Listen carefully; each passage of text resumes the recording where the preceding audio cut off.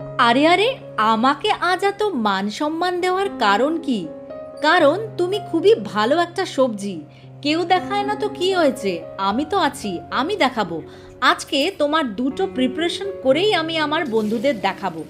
সবার আগে কুদলি বা কুন্দ্রকে এরকমভাবে ছোট ছোট গোল আকারে কেটে ভালো করে সর্ষের তেলে লবণ হলুদ দিয়ে লালচে করে ভেজে নাও। তারপর একটু ভাজা ভাজা হয়ে গেলেই দুটো টমেটোকে টুকরো করে এর সাথে মিশিয়ে আর একটু ভালো করে নাড়াচাড়া করে নাও। সবুজ রং থেকে যখন একটু ফ্যাকাশে রং হয়ে আসবে তখন এই ভাজা তুলে রেখে দাও।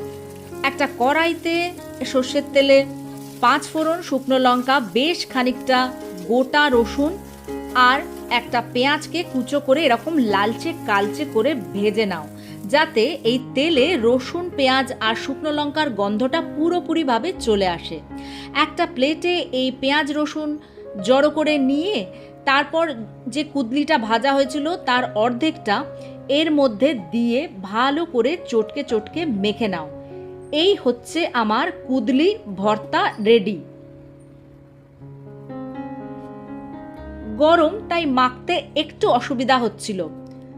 ওপর থেকে এই রকমভাবে ম্যাজিক মশলা, চাট মশলা আর বেশ খানিকটা সর্ষের তেল ছড়িয়ে দিয়ে ওপর থেকে একটা লঙ্কা বসিয়ে দাও। ব্যাস, আমার গরম ভাতে খাওয়ার সাথে কুদলির ভর্তা একদম রেডি টু সার্ভ। এবার চলে আসছি কুদলি ভাজির পালায়। কড়াইয়ে বেশ খানিকটা সর্ষের তেলে শুকনো লঙ্কা ফোড়ন দিয়ে একটা পেঁয়াজকে কুচো করে কেটে এরকমভাবে লালচে কালচে করে ভেজে নাও। পেঁয়াজ যত লালচে কালচে রং আসবে, পেঁয়াজের স্বাদটা তেলে চলে আসবে। এই রকমভাবে যখন পেঁয়াজ ভাজা হয়ে যাবে, বাকি কুদলিটাও এই রকমভাবে মিশিয়ে দাও। পেঁয়াজের সাথে ভালো করে নাড়াচাড়া করে নাও, যাতে কুদলির মধ্যেও একটু লালচে কালচে রং চলে আসে। পরিমাণ মতো ম্যাজিক মশলা আর আরেকটু নাড়াচাড়া করে নেব। এরপরে দেব, প্যাকেটে একটু ম্যাজিক মশলা ছিল সেটাও আমি দিয়ে দিলাম, চাট মশলা আর টমেটো কেচাপ। এই সামান্য টমেটো কেচাপ দেওয়ার জন্য এই কুদলি ভাজিটা অসাধারণ লেভেলের টেস্টে পৌঁছে যাবে।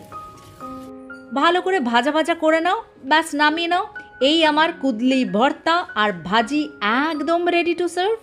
কি করছো তো?